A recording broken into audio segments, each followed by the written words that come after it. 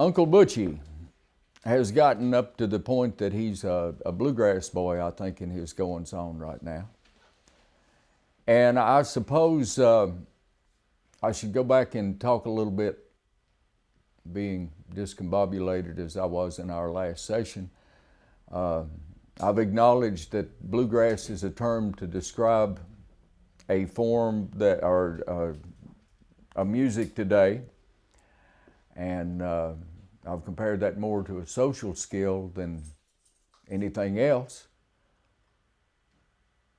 But I feel like that I ought to talk a little bit about the music and some of the things that started happening to it in the 70s when other influences started coming in.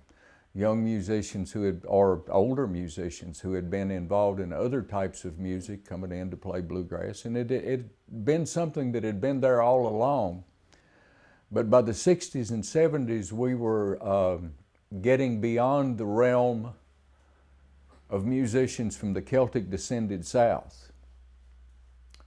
I can remember the transition taking place in the early 60s when the Yankee folks started coming down to Union Grove and Galax, and we started seeing that. And some of them being more folky than hippie. But anyhow, by the 70s, the music had spread out so in the United States that there were lots of other ideas coming into it. And it wasn't just the addition of Bill Keith with that feeling that he had for playing reels, you know, that wonderful roll and rhythmic syncopation under him. The Country Gentlemen, a lounge band in the DC area, had started incorporating things, bringing a lot of folk songs into their repertoire. That they had a place called the Shamrock, I think it was, in Washington, that they were there for years and years, kind of like the Lilly Brothers with the Hillbilly Ranch in Boston.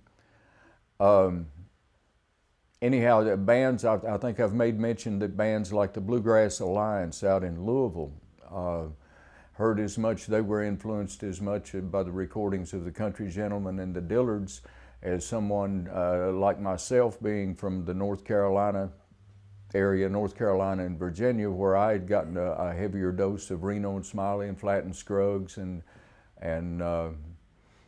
that side of it. Stanley Brothers, these other folks were picking up on bands that really weren't out of that Celtic descended South. The Dillards coming out of the Ozarks, and the Washington, D.C. folks up there, Charlie Waller being Canadian. Eddie, I think, was from Virginia, but I don't believe John Duffy was. I think he may have been New York or somewhere. I'm not really sure.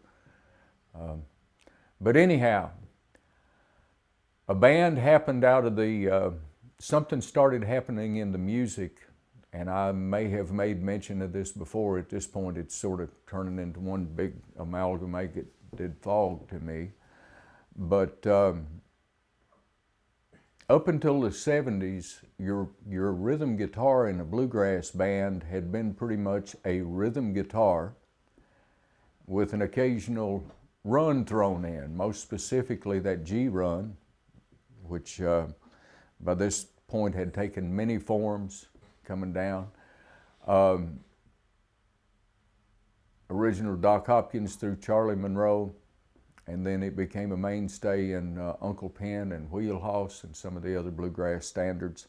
But those runs at that point were like punctuation. It was like a simple G, A, B to C walk up, going from a 1 to a 4 in that, out of that G position. Those things were like, they sort of helped the lyric along, that G run being like the period of an ending of a sentence. The run getting from you from the end of one line into that next key, kind of like a comma there. You know, just punctuation was what they were. But all of a sudden in the 70s, bands came along that started accenting the punctuation. Doodle-doop, bam, and the whole ensemble hits. Or the pickup notes, ba-dum, bum, bum, bump, and everybody slamming hard beats on those things. Well, the idea is that your music has got this rhythmic undertow to it. And all of a sudden you're throwing shocks into that every once in a while. Sometimes just for the shock itself. That's kind of like the foolishness of that yahoo we created back in the 50s, that James Dean guy, that rebel without a cause. That's about the most foolish thing that ever came down the pike right there. If you ain't got a cause, there ain't no use making an idiot out of yourself. But that's my opinion, I reckon. Anyhow, the music all of a sudden started losing that continuity of rhythm. And all your younger players would, like younger players everywhere, started forgetting, it seems like, what Monroe taught to me and what I'm going to be talking about here in the most of the remainder of this session. And that's talking about the rhythm, the continuity of the music. I used to be sitting on the bus, sitting along playing something, and I would stop. I would be, especially when we were doing the Masters of Bluegrass record, had one tune in particular. I remember that there was a real difficult thing for me to do with my left hand on it. I kept doing it. Every time I'd get to that part, I'd stop. And I'd noodle around with it there for 3 or 4 minutes, and then I'd go back and I'd start the tune again, get up to that place and stop, noodle around with it and go back.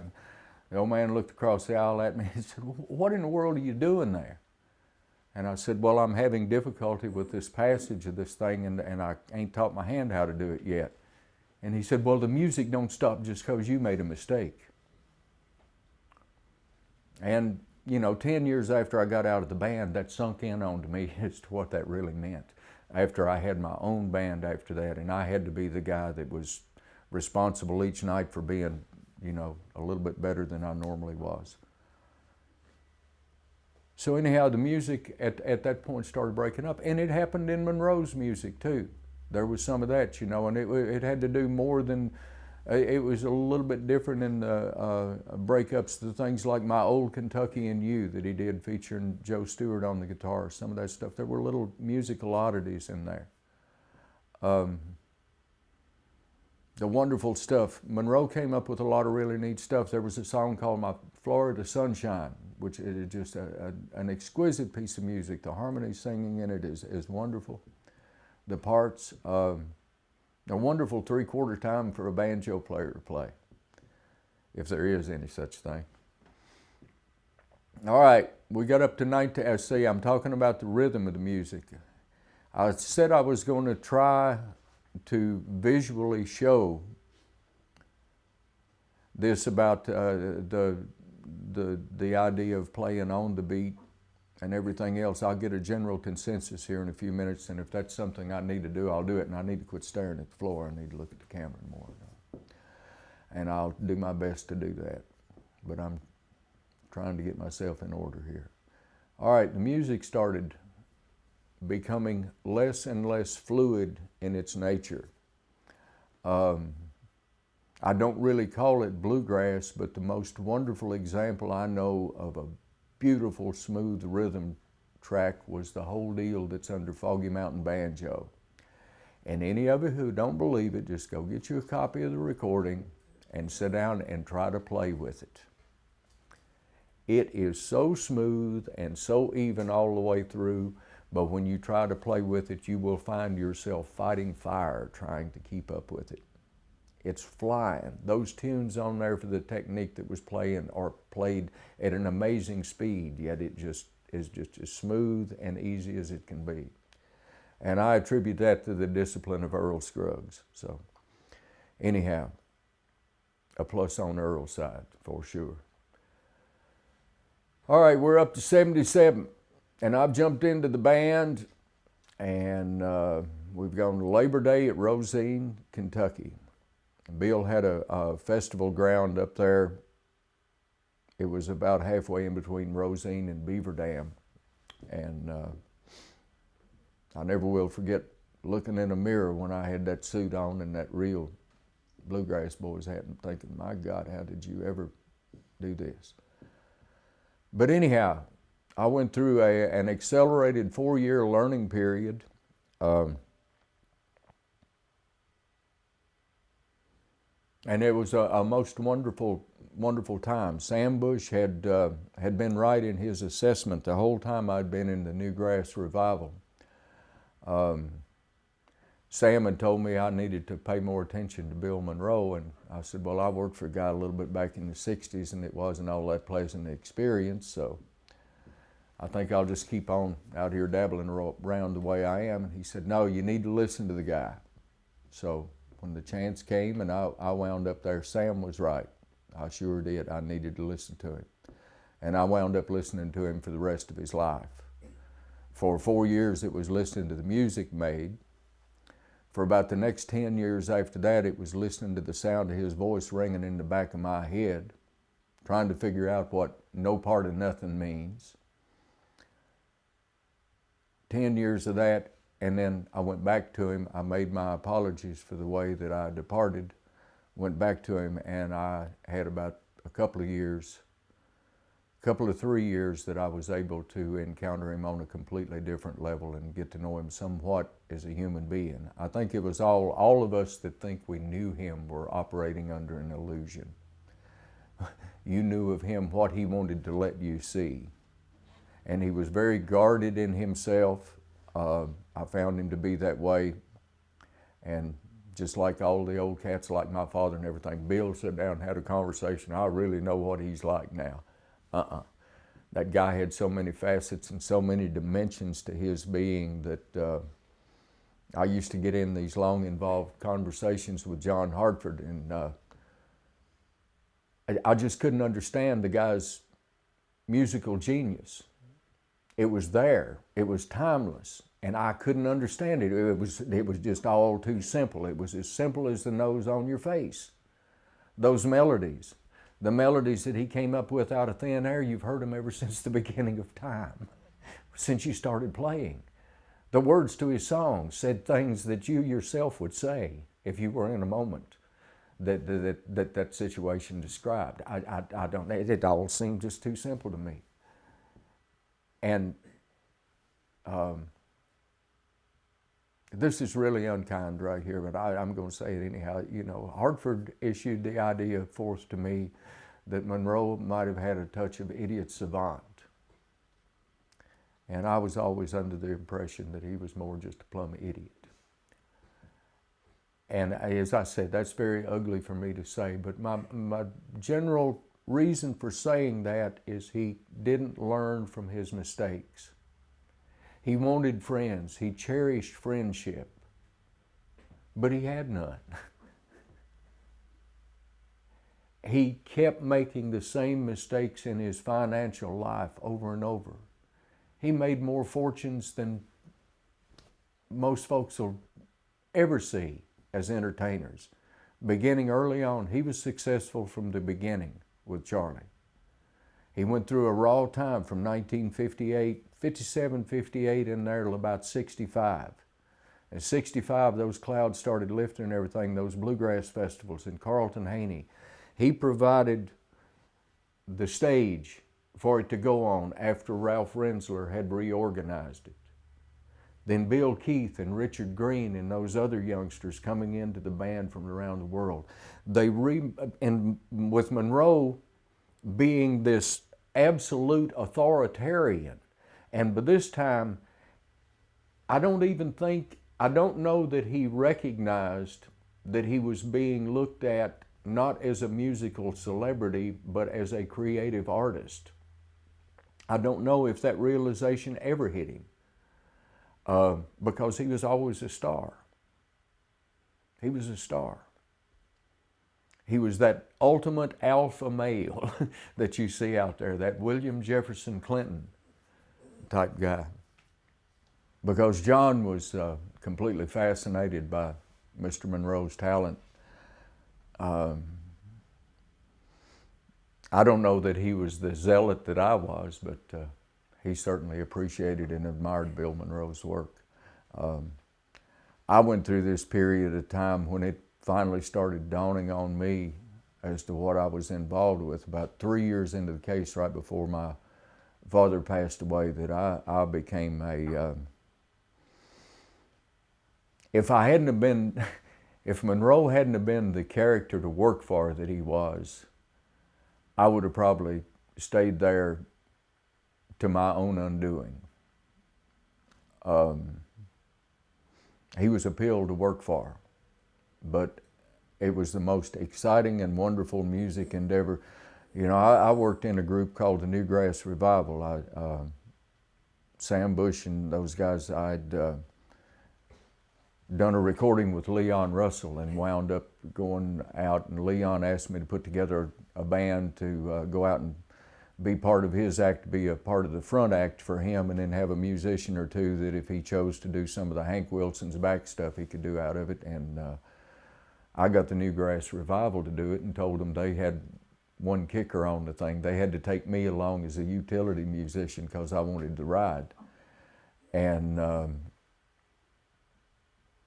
soon thereafter, I think I was in Las Vegas. And my dad had prompted me to try to go to get a job with Clarence and Roland White. He had just seen them. They'd come back from Europe and were in between banjo players, and my dad was just fascinated by Clarence White. And so I just, like I said, I was in Las Vegas, and my decision was, or what I had planned to do was go out to LA and see if there's anything I could work out to maybe work for those guys, because I didn't have any work on the backside of it. Anyhow, a couple of days after that, I told my dad to get me a phone number. A couple of days after that, we were in touch, and he told me Clarence had been killed, and the day after that, Sam Bush called me and said they needed a bass player to fill in for a while, and that was about, I think, 16 months. I remember I worked 2 Reedsville festivals with them. That was a full year, and then after that, there were 3 or 4 months maybe. Wound up, the last thing I did with them was a tour fronting Doc Watson out on the West Coast. I remember we were out for 3 or 4 weeks, and I nearly completely lost my mind. But to get into the Newgrass Revival sort of epitomized the avant-garde move of the 70s, you know, in the redirection.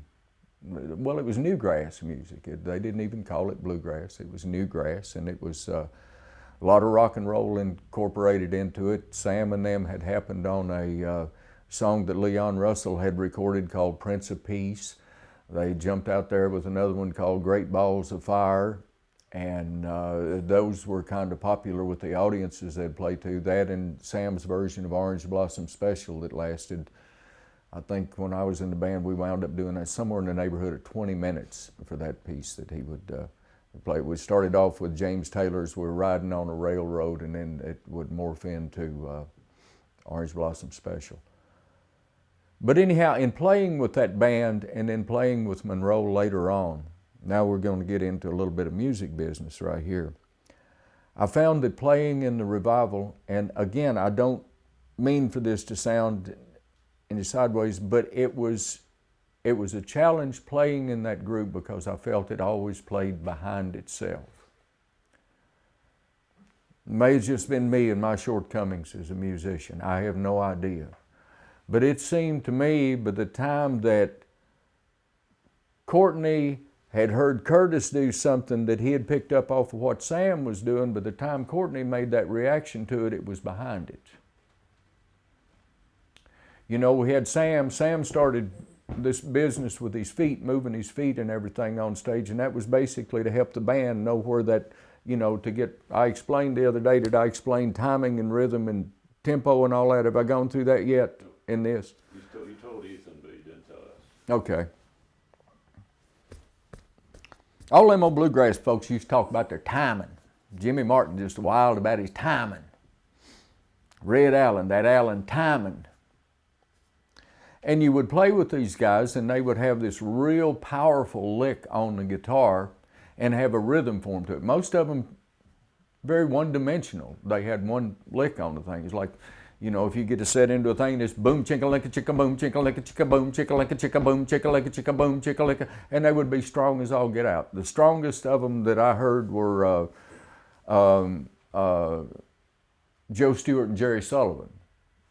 a real powerful Southern gospel type, especially Jerry Sullivan. He was just a wall of guitar sound. He made some, he and his daughter made some records with Marty Stewart that need to be listened to. I mean, for anybody that's into that whole Southern gospel thing that came out, or anything around the Lewis family or the Sullivan family down there at St. Stephen's, or any of those folks. But anyhow, I'm sidetracked again here. Talking about rhythm and tempo and timing.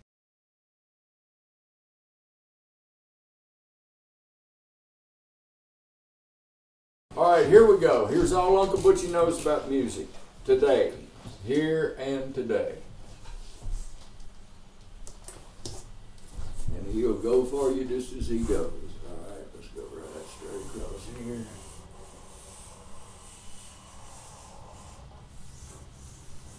Put that in half. Do that. Do that.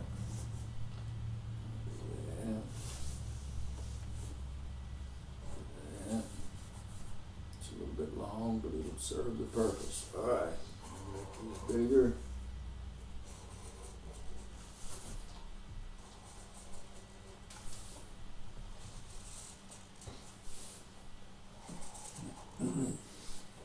This could get quite involved.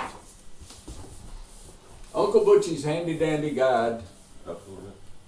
I'm going to. Uncle Butchie's handy dandy guide to rhythm and timing. Here we go. I found in the wonderful world of music that timing is a whole bunch of stuff, the way the bluegrass guys talk about it. Basically, it has three elements. You have pace or tempo. You have rhythm.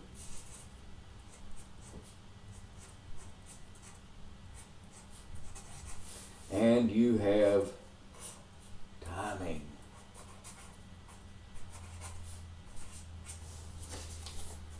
Three components. And I think this is the way it works in pretty much any music. This pace tempo business, it ain't nothing but the dead click of a clock. It's the same distance between the 37 and the 38 second mark as it is between the 2 and the 3 second mark when that hand clicks. That same interval has occurred. Now, when you got folks standing around picking together, the closer they are in sync with that, that's the number one thing that we got. That's what I've written about right here. That's the tall lines right there. That's the timing of a beat. All right? In bluegrass music, the same time you got that beat, you got yourself a little backbeat happens around here.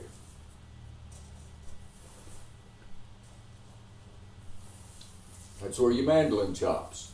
So traditionally in bluegrass music, the bass will hit this note right here, and the mandolin will hit his chop right there. That's the simplest place to put it. Now we get the traditional guitar deal, and you got a pick for that bass note and a strum that occurs to this. When the banjo plays, he also plays, here's his thumb, index, thumb, middle. That's the banjo roll right there. That's the nature of it all. What happens? I ain't got no names on it, so you're going to have to listen to me talk. And if it's confusing, I'm sorry. In my experience with musicians, I have played with a few or observed a few who everything that they play is just dead right on that beat. And it's about as close as anything you ever seen. Let me see, there's Kenny Baker and Alan Shelton and Jimmy Dwayne Brock and J.D. Crowe. Most of the musicians, 99% of those musicians that I play with, play right here.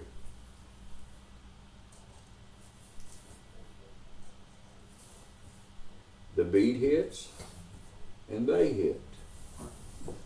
because they're listening, or they're not well enough rehearsed, or they're unsure of themselves. They don't have confidence to go out there and play. Every once in a while, you get somebody that jump right out here and play. They're playing just a little bit in front of that beat.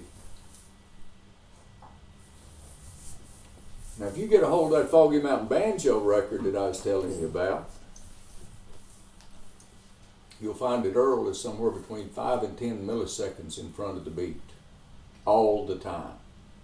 Perfect at it. The question to me got to be, these people are playing a different thing, but what's the difference in the distance compared to the distance from there to there, where it really is, that's your timing? They're all playing in time with one another, but don't sound exactly right.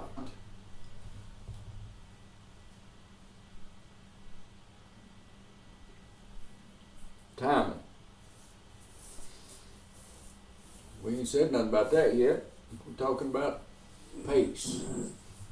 Where do we find that beat to be? Rhythm. Rhythm ain't nothing but a biomechanical movement.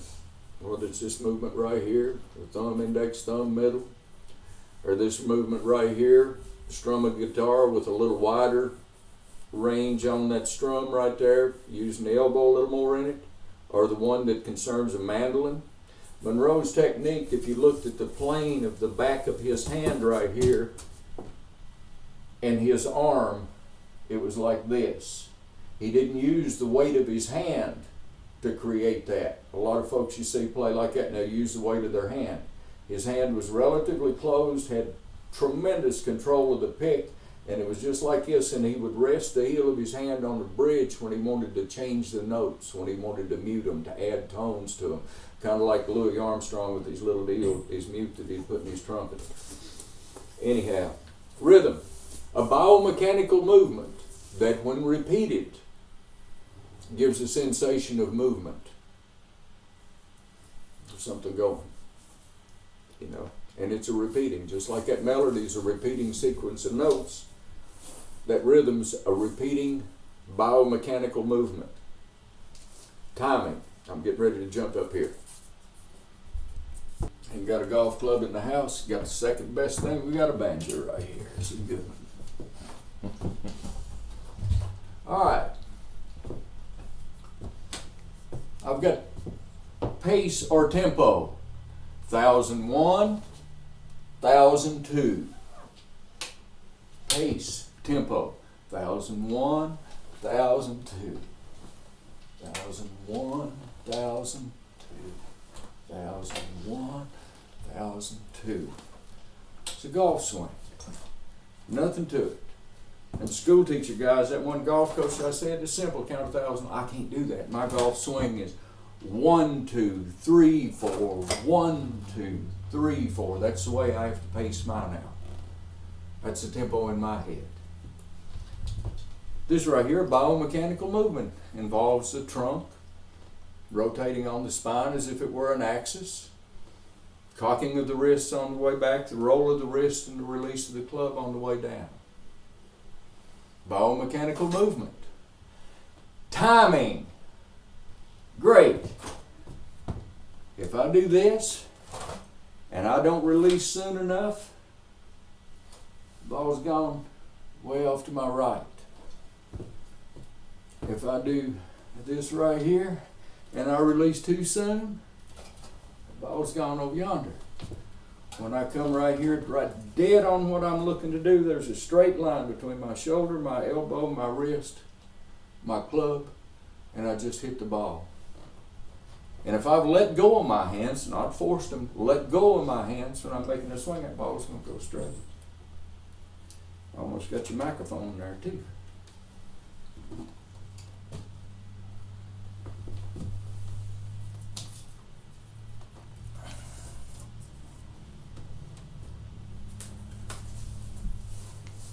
pace, rhythm, timing. It's that way in music too. Right here we go. Now the funny thing that happens in music starts happening, you got sound here you're working with. And a sound has a beginning and it has an ending. You take a bass man. That bass man play you right on the beat there.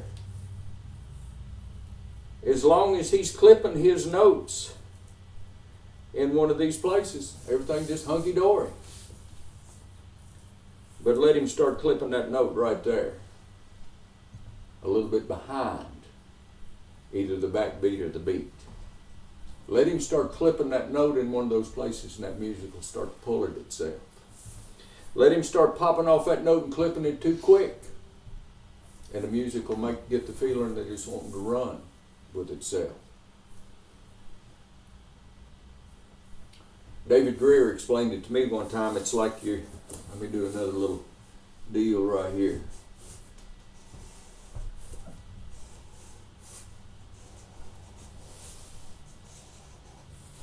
He explained to me it's like, all right, let's see, we're going, which way are we going? We're going this way. I don't know how to draw an engine. 5 flat cars on a railroad train. Theoretically, all your musicians sitting right in the middle of that deal right there. You got a lead man out here, it's a fiddle player. How does it change the speed of the train if that fiddle player goes out there on the front of his realm and starts to play with it? Don't change the speed of the train. Don't change the movement, the rocking or whatever it is that's going on there. He's just releasing his note a little bit quicker than them other guys. Stick Earl on a scope, Foggy Mountain Banjo on it. All this digital equipment they got now, you can put it on there and look at it. Oh, Bill Monroe, where did he play? That's a good one, because Bill Monroe played right here. The piece of music dictated it. That bass man always had to be right, that bass man wanted to be right there on top of it. But Bill is a lead player. If it had to pull at you, if it had the blues, if it was dark as the night and blue as the day, he'd be a little bit behind it and he'd be pulling, it'd be hurting at you. If it was Molly and Ten Brooks or Road to Columbus, he played both of those things on about the same time. He'd be right dead nuts on it, just popping it. If it was Bluegrass Breakdown, Rawhide, he want that band to stay right there. He want to be a little bit out on front of it. Especially that part on the recording where he goes up really high. I think it's his second break that he takes in it. It's just, it'll bring you to your feet. All right. That's what I learned. What I learned about music. Jesus. I learned that all that stuff I drew on the back of Mr. Bill's poster right there, he could no more explain that to you than he could describe the man in the moon. But he could do it all.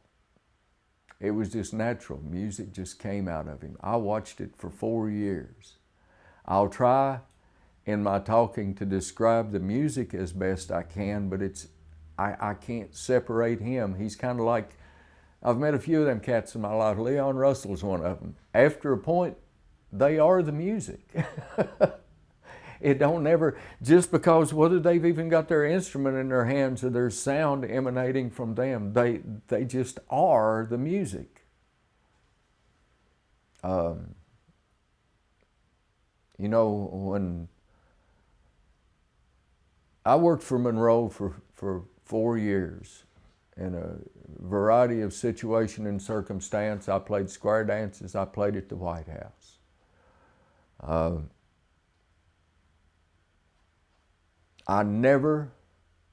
He was just what he was. And that was music. You know, the guy that I'm telling you all about through this in the career I'm talking, when I started talking about it as bluegrass is a pure creative art form. That was him. It was just him. His knowledge of the various, you know, all of us, all the one-trick ponies like myself that worked for him, we might grab a hold of one little facet of what he did. I mean, look at any of the guys. Martin, Jimmy Martin, Flatt and Scruggs, Don Reno with the Don Reno and Red Smiley Band, Carter Stanley with the Stanley Brothers Band. All of us, one little facet, one little period that we fit in. But when you're able to look at that guy's 60-year recorded career, there's a string of continuity through it that is Bill Monroe.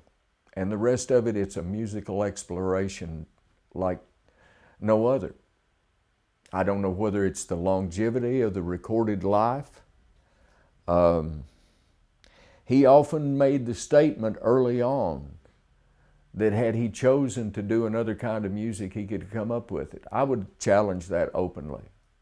He did what he did. He did all that he did. They tried the other stuff. He had the electric guitars. We done played it for you. You heard what he sounded like when he tried to play like, did Jimmy Rogers' song. That guitar intro on Mule Skinner there's a cryptic blockiness about it, but there's also a life force in it that's totally, totally different. I don't know what it is about that part of Kentucky. Two of my biggest heroes in life came from within 100 miles of each other there, and they were the most earth-changing, dynamic humans that I was ever to be witness to. One of them in Bill Monroe and the other in Muhammad Ali. Cassius Clay came from right up the road. And there's something about those two guys. They were just powerful, powerful men. Talk about Bill Monroe. I wrote a book. The best I could describe most of the experiences I had with him, I put in that book. When I got to the episode where I was trying to get him to fire me, to get him out of the band, I'd promised my father I'd never quit. But I don't want to say that it got boring, but it was just time to do something else when I had to leave. I wasn't the steadfast guy that Kenny Baker was for those 22 years. I hated it. It's like when you're young and you got to leave home. It's nice to crawl back in that bed, when you don't have the responsibilities of your own life or the desires in your own life to go other places. Anyhow, I made it through 1981 with him, and then I decided I was going to start my own band. I found a group of investors from here in Radford, Virginia. It wasn't a group, it was basically an attorney who was doing some work for me back then, and he got together the funding. His name was Richard H. Wall, Dick Wall. He was a high school basketball star here in Radford. But he and a fellow named Ted Brandt put up the money that I was able to have a first incarnation of a band that I called the Bluegrass Band. It was a generic thing. I meant for it to be musically serious at that point. I had dabbled too much in other acoustic band arenas to imagine that with what was available to me at that time, I would be able to make any banjo changing music. But anyhow, it was just put together a band. It was an entertaining situation. I got a fellow named Ed Dye who had theatrical training and TV production training and everything to help out with the situation. Had a young talent named Alan O'Brien that I thought was superb when I left the whole music business. Alan switched over from guitar to banjo and added Nashville to it, and had a wonderful career for himself and Pat Enright in a group called the Nashville Bluegrass Band. But when I got about a year into the project, a little over a year, I don't want to say there was a whole lot of pressure on me, but there was a whole lot of madness around me, most of it being self-induced.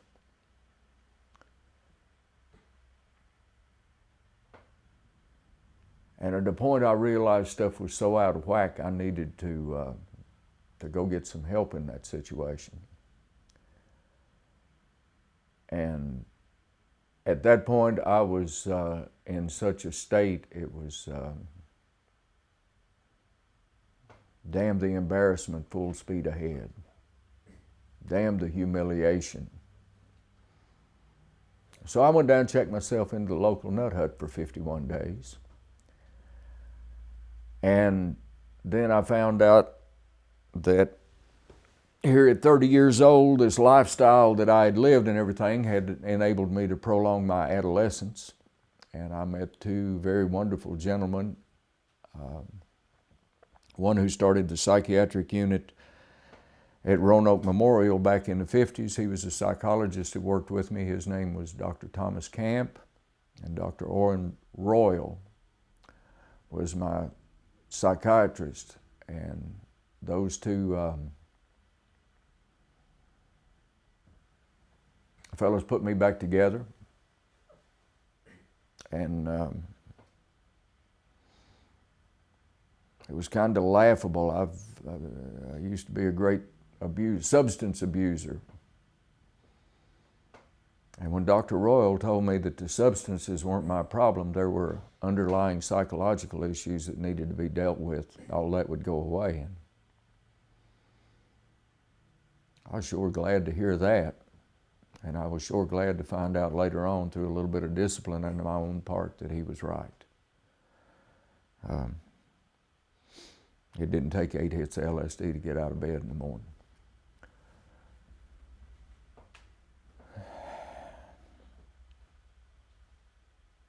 Didn't think about much music. The next 6 months after I came out of there, I was just bailing out and going back to school.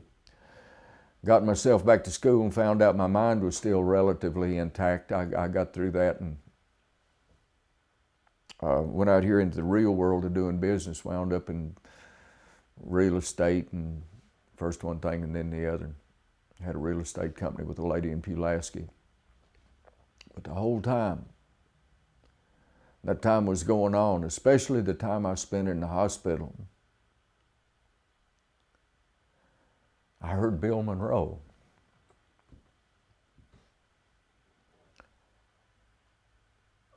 And I believe you better turn the cameras off right now. I'm going to take a break.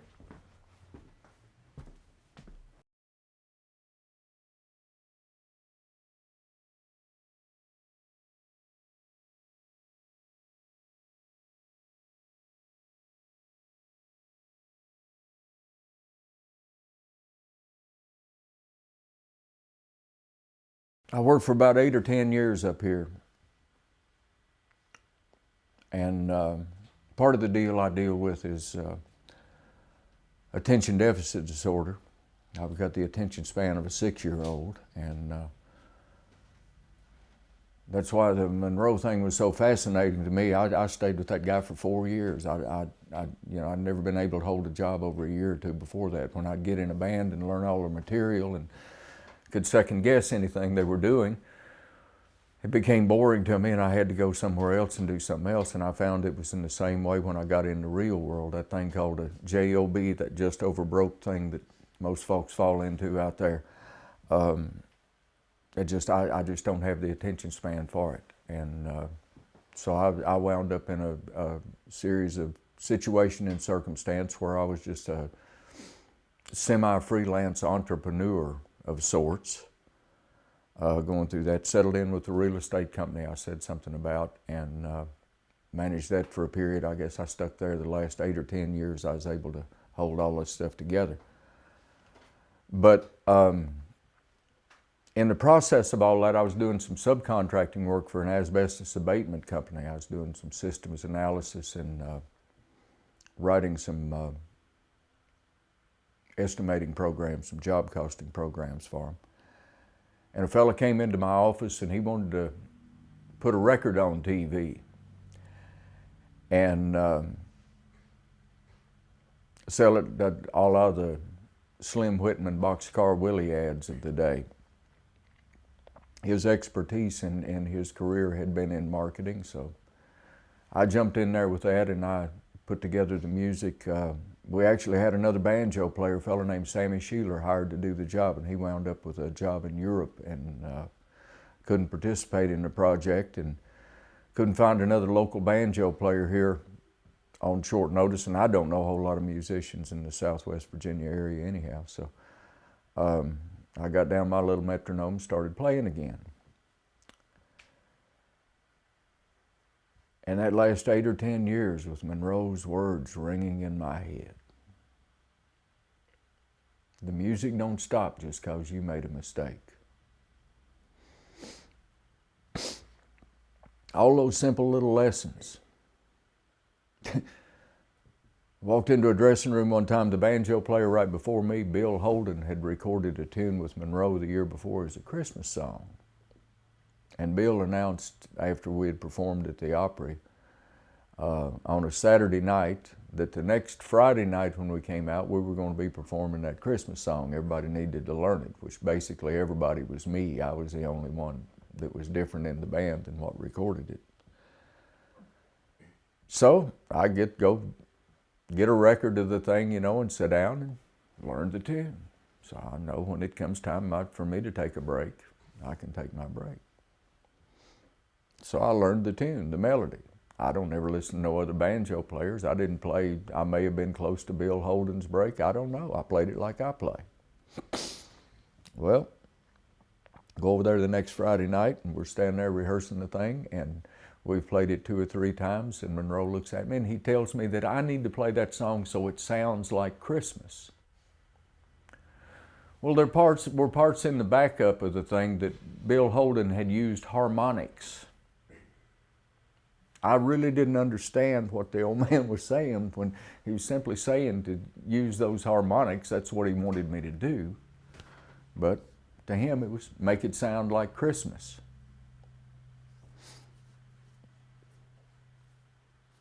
All them little things like that.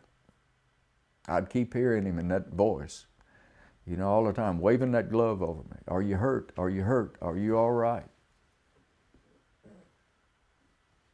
Every day. I never escaped it.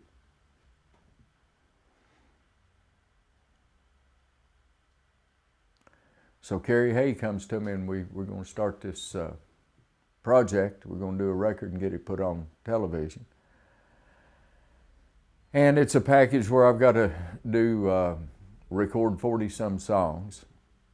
And at that point, back during my career, I had made solo records. I had that rounder thing out there, and I was fairly proficient in the studio at that point, so I made this recording over 2 weekends.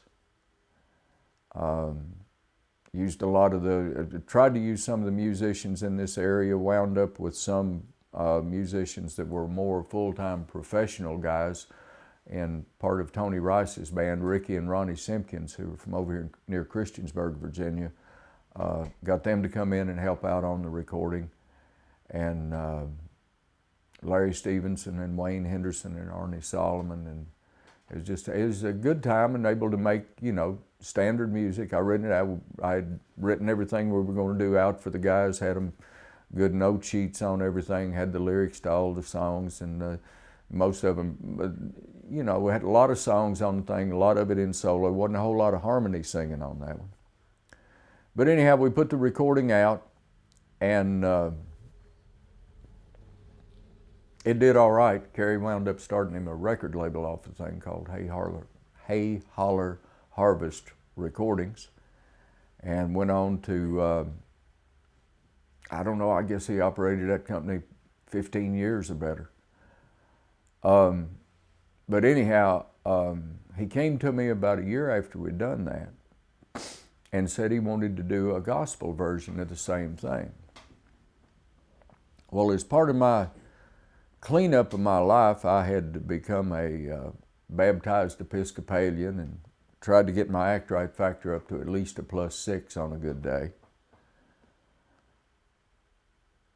But I had the awfulness of having the way I ended my tenure with Bill Monroe was a thorn that had nagged at me for years. So before I would make that record with Carrie, I went back to make my peace with Bill Monroe. And I went down to Ralph Stanley's festival. It was, I remember it was about, well, anyhow, I went by my dad's gravesite. He had passed on while I worked in Monroe's band, and anything I need to say about that was said in my book. I'm not going to completely come undone in front of this camera. That's just not going to happen today. But anyhow, when I went down to make my peace with Bill Monroe, he was extremely busy down around Ralph Stanley's festival, and I had to sit around all one afternoon waiting on him to get off by himself. Blake Williams, his banjo player of that day, the guy who replaced me, sort of held my hand through the whole process. Blake's a Christian man, and he lives the part. I'm most appreciative of what he did for me that day, to sit there and calm me and get me to where I could go up and make my peace with Mr. Bill, which I did. And after that, I think for about 3 years, when we would do our real estate business, if we were going to go on any kind of a vacation, we always took computers with us, and wherever we camped out in a motel, we'd set up an office. And if we were going to go do a walk around Linville Falls, the first 4 hours of the day would be sitting there figuring out our marketing strategy for the east part of the Pulaski County, and then we'd go walk around Linville Falls that afternoon. Well, I started doing those. We started taking those trips to Nashville and started camping out on Long Hollow Pike near Goodlettsville, near Bill Monroe's house. And I got to where we would go down there at least 2 weeks out of the year. And I would get to go spend that time with him. I'd call him up in the morning, Mr. Bill, you got a pot of coffee on? And if he said yes, that meant that he didn't have anything to do that morning, and I could come out to his house and sit there and listen to him play. Every once in a while I'd get to pick along with him. But more than not, I got to watch him and listen to him and remember what it was like to work for him and know what it's like to be. All those guys, you know, Charlie Smith and all those other fellows that came into Bill's band working their way through college and everything, that went on to have a career and make something out of themselves. Monroe took that to mean that he was part of the building of their character that got them in that place. And I think he looked at me as one of his success stories there for a while.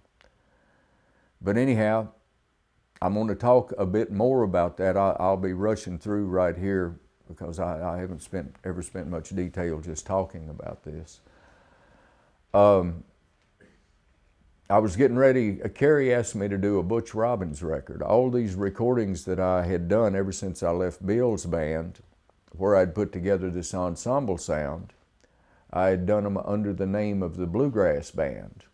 Well, the Butch Robins records were always banjo records. You know, that's what I was doing for that. So Carrie asked that I make a banjo record, and a few other people said it might be a good idea. So I put one together, and I got David Greer and Mike Compton, and I had hired this fiddle player, and I'm going to be kind. I hired this fiddle player to come to work, and he had some issues, and he didn't show up. It sort of left me in a bind that first day. I did a couple of things with Mike and David, but it just got me off to a rocky start. And the next morning I went out to Bill Monroe's house and I said, Mr. Bill, why don't you come to the studio this afternoon and help me out? I said, I've had a fiddle player lay down on me, and I could sure use an extra hand. And he asked the folks there what he had to do that afternoon, and they said nothing. He said, well, he might be out there. And I showed up at the studio for a 1 o'clock session. I showed up about 12:15, 12:30, and Monroe was sitting in the parking lot. And I got him. When I got back to the house, I had 2 days of him. I told Doug Hutchins I got him. And Doug said, did you get tan yards? And I said, well, we might have. It's a rough one. And it was. That was one of the ones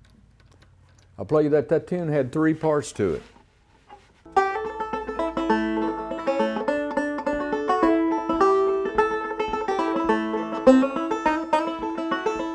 But it had that where it went into that full D major, and then it had the second time it went into the D ninth, the way it goes, and then it did I'll be what I'll be playing for you.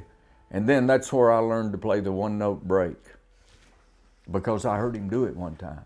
I heard him do it at Rosine. He played a whole break and didn't play but 1 note. And it was all on that. It was Bill Monroe.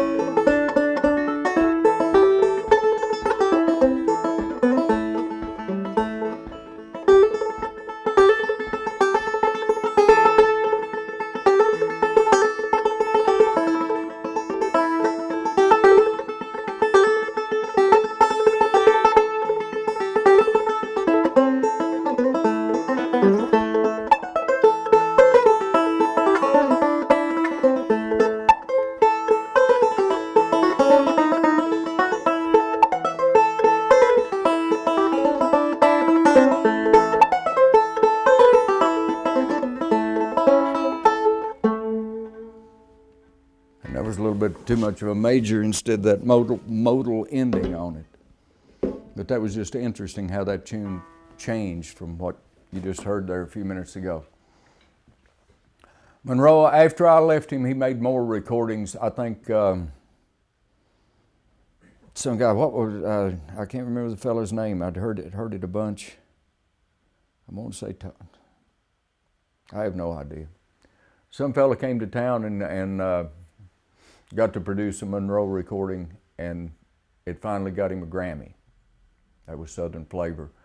I think after I left, that was probably, other people picked up his songs. The Kentucky Headhunters wound up picking up Walk Softly on This Heart of Mine and everything.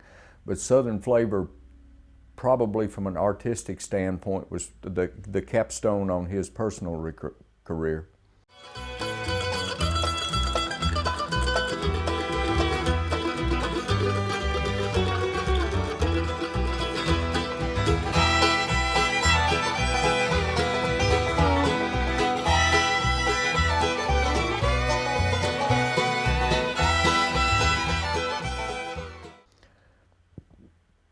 I think my recording of Grounded, Centered, Focused, I think that second half of that project right there. It was less than a year before his passing, and I don't see how he could have been captured any better at that time. The engineer who did those sessions, Kurt Story, he was a brilliant man and a most gifted, talented man. The musicians, Mike Compton, David Greer most especially, both of those guys, what they were and everything, we accompanied him in such a way.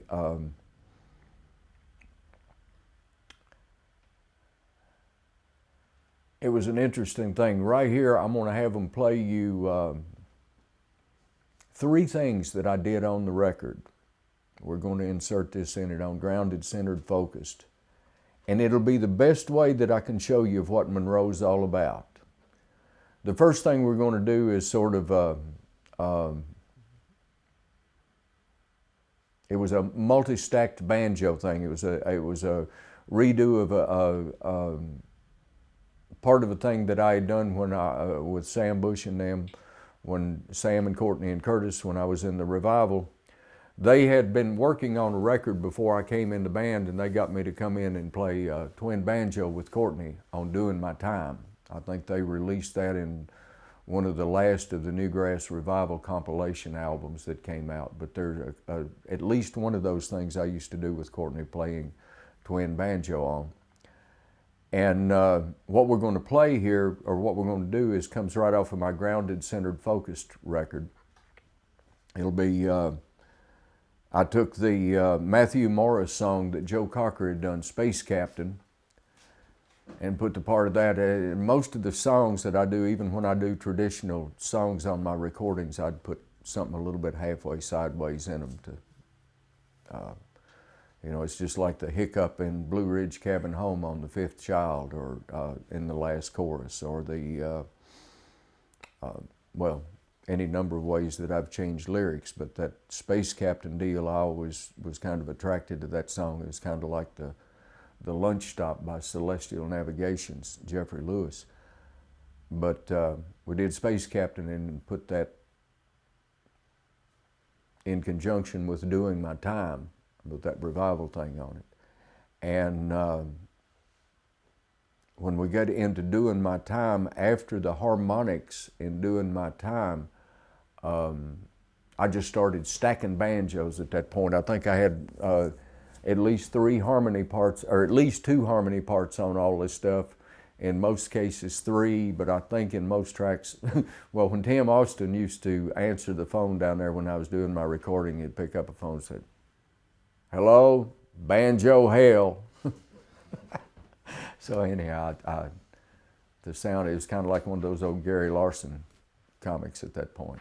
But anyhow, right after that, you're going to hear a short interlude of Mike Compton and myself. Right after Doing My Time, when I finished that thing up, I expanded the volume and the power. Listen to it with volume. If you can't do it on this video recording or what they've got here for you, download this. It's available somewhere out there. Download the thing and crank the volume up on this stuff. I made my records to be listened to as loud as is comfortable for you.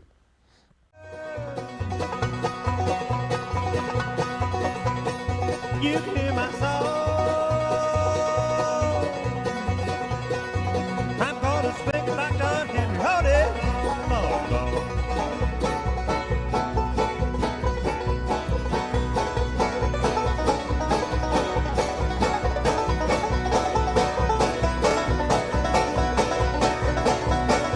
I've gotta do my time.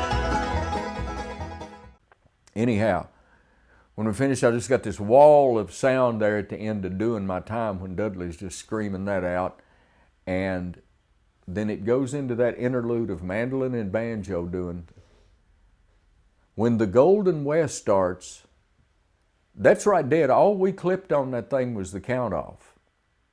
That's the way the band starts.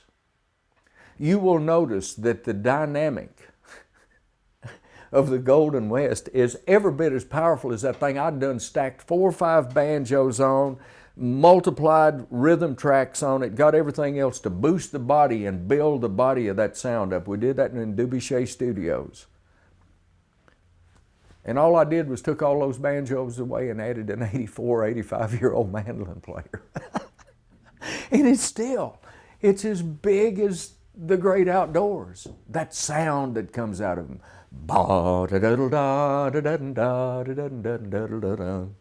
Wow. Remove 5 banjos and add an 85-year-old mandolin player and get a sound like that. My goodness. And that's bluegrass music. And that's the last I ever heard it played, was that day. When we cut those 2 records, those 2 days, was the last time I ever heard the music. I heard Bill play.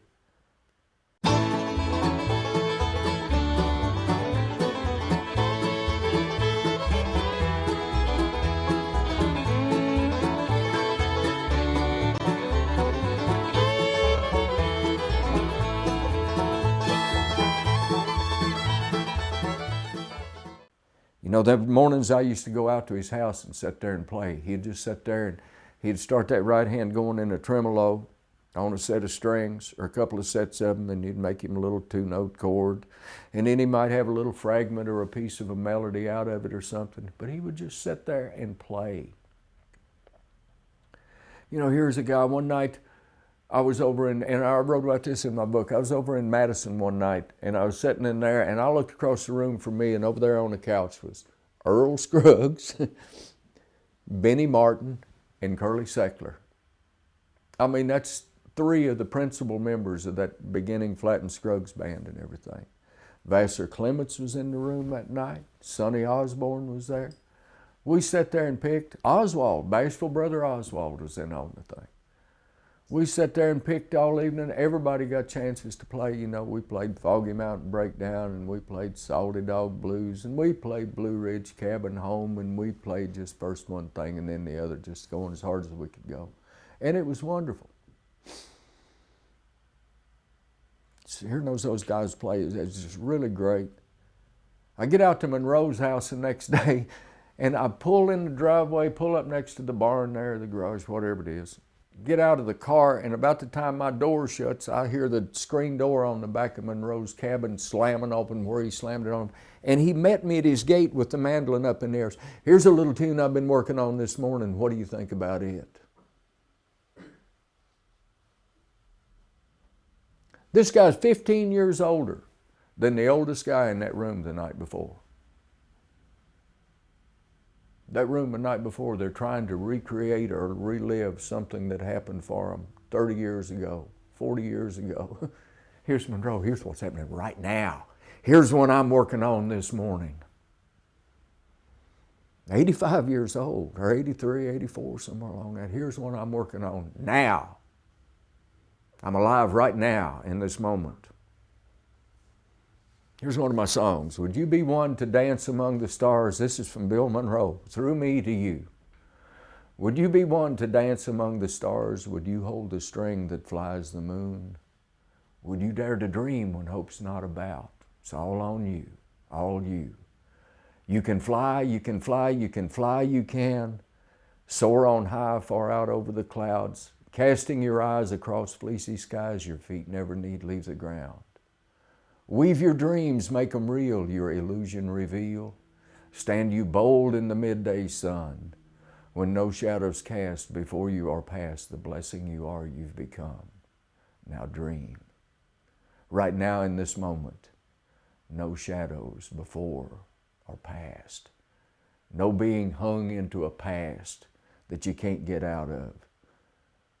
No being dragged along into tomorrow. If Santa Claus comes this year, everything's going to be all right. Right here, bold in the midday sun. To my son and grandchildren and any that come after me, I've lived my whole life naked in the sun. I've made as many or more mistakes than any human going, but I'm alive. I can play you a tune. I can love my neighbor. And I'll have a single-digit handicap at the end of this year.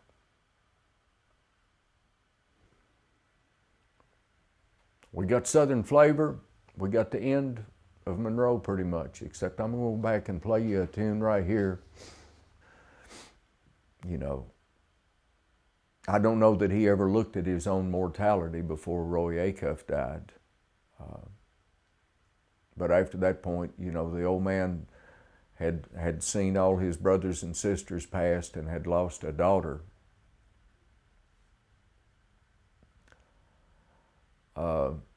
And that much of his family had been going. Fortunately, his son James stayed the course and was able to stay alive, outlive him.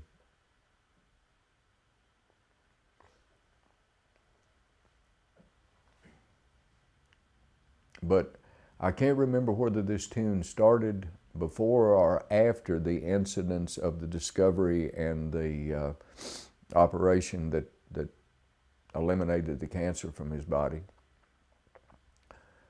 But I know he got it, it was one of these cross-tuning deals where he got up and just started tuning the mandolin real sideways, and he had a an F5 that some lady from St. Louis or Kansas City, somewhere out there, he had gotten from her. It was another Lloyd Loar F5, one of the old original ones. And when he'd want to play pretty stuff, he'd play it on that. I remember we went through a spasm of one time of him playing The Uncloudy Day. And he always played it on that mandolin because he loved the way it rang. The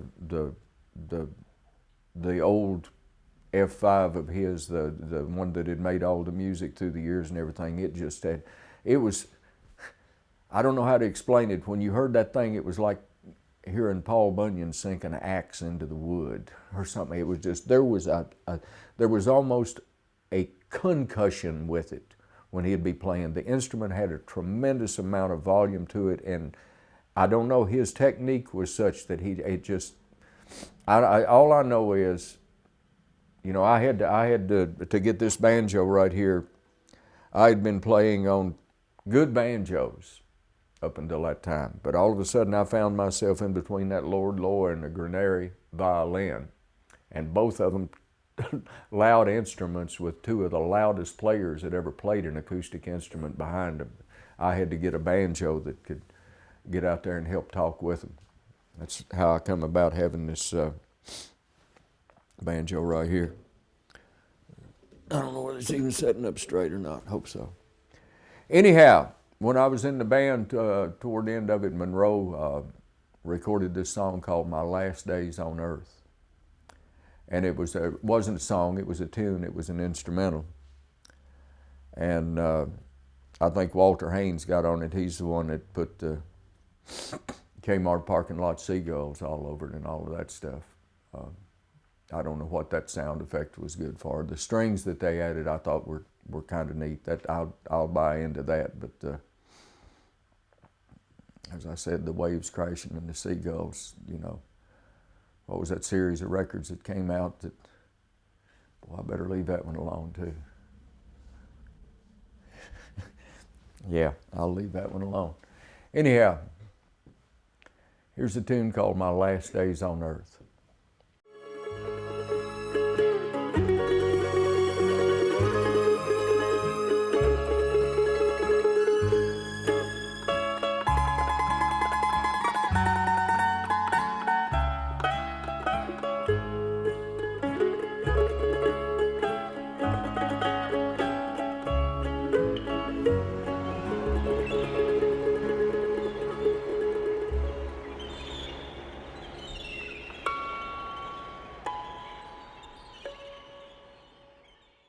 All right, there you got it. Either through the Bear Family Records or some other place out there, you've got a 60-year recorded career. Out here to see this guy. He starts in 1936 and he winds up in 1995, I think. 59 years, 60 years. Records.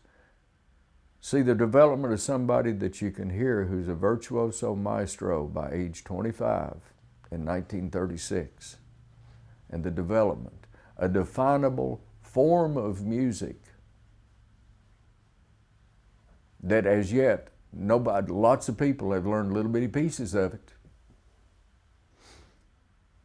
But it takes a hell of a study. And I hope there's some folks out there who will do it.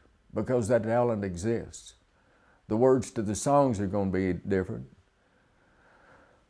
He ain't going to be the little cabin on the hill no more. But sooner or later he'll come back. It always comes back. You know, as society, we create those things. We created James Dean. We created Marilyn Monroe. We created Bill Monroe because we needed them. I don't know. Right now, we need the voice of pure music and love in this world around us. That's all I know for sure.